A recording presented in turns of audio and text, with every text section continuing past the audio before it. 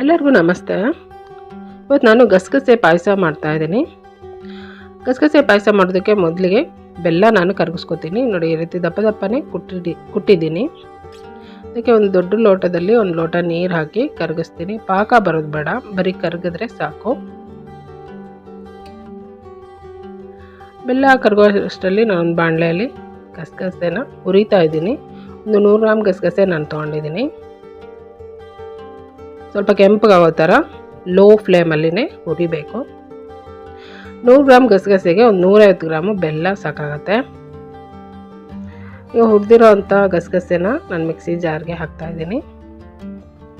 ಸ್ವಲ್ಪ ಒಂದು 2 ಸ್ಪೂನಷ್ಟು ಅಕ್ಕಿ ನಾನು ಹುರ್ಕೋತೀನಿ. ಕೆಂಪಗಾಗಬೇಕು ಅಕ್ಕಿ. ಕೆಂಪಗಾಗೋ ಥರ ಹುರಿದಾದ್ಮೇಲೆ ಅದನ್ನು ಕೂಡ ಮಿಕ್ಸಿ ಜಾರಿಗೆ ನಾನು ಹಾಕ್ಕೋತೀನಿ.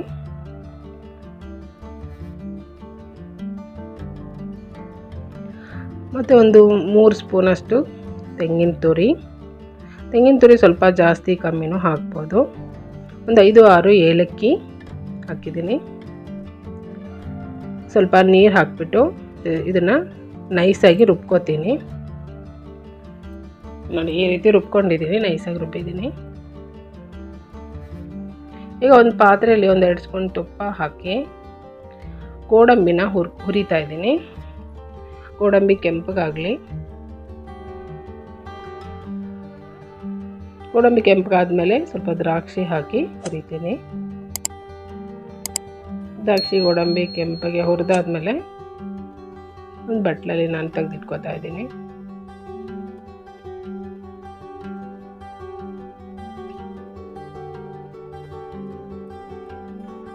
ದ್ರಾಕ್ಷಿ ಗೋಡಂಬಿ ತೆಗೆದಿಟ್ಕೊಂಡ್ಬಿಟ್ಟು ಅದೇ ಪಾತ್ರೆಗೆ ನಾನು ರುಬ್ಕೊಂಡಿರೋಂಥ ಮಿಶ್ರಣನ ಹಾಕ್ತಾಯಿದ್ದೀನಿ. ಗಸಗಸೆ ಮಿಶ್ರಣನ ತುಪ್ಪ ಇರೋವಂಥ ಪಾತ್ರೆಗೆ ಹಾಕ್ತಾಯಿದ್ದೀನಿ. ಮತ್ತು ಸ್ವಲ್ಪ ನೀರು ಹಾಕಿದೆ. ಕರಗಿಸ್ಕೊಂಡಿರೋವಂಥ ಬೆಲ್ಲನ ಇದಕ್ಕೇ ಸೋಸ್ತಾ ಇದ್ದೀನಿ ನಾನು. 100 ಗ್ರಾಮ್ ಗಸಗಸೆಗೆ ಒಂದು 150 ಗ್ರಾಮ್ ಬೆಲ್ಲ ಸಾಕಾಗತ್ತೆ. ಅಷ್ಟನ್ನು ಈಗ ಸರಿಯಾಗಿ ಮಿಕ್ಸ್ ಮಾಡಿ ಒಂದು ಕುದಿ ಬರಬೇಕು, ಚೆನ್ನಾಗಿ ಕುದಿಬೇಕು. ಗಸಗಸೆ ಪಾಯಸ ಹೀಗೆ ತೆಳುವಾಗಿದ್ರೇ ಚೆನ್ನಾಗಿರುತ್ತೆ. ಕುದ್ದು ಬಂದಮೇಲೆ ಸ್ವಲ್ಪ ಗಟ್ಟಿ ಆಗುತ್ತೆ ಪಾಯಸ. ನೋಡ್ಕೊಂಡು ನಿಮಗೆ ಎಷ್ಟು ತೆಳು ಬೇಕೋ ಅಷ್ಟು ಮಾಡ್ಕೋಬೋದು. ಈಗ ನೋಡಿ, ಚೆನ್ನಾಗಿ ಕುದೀತಾ ಇದೆ.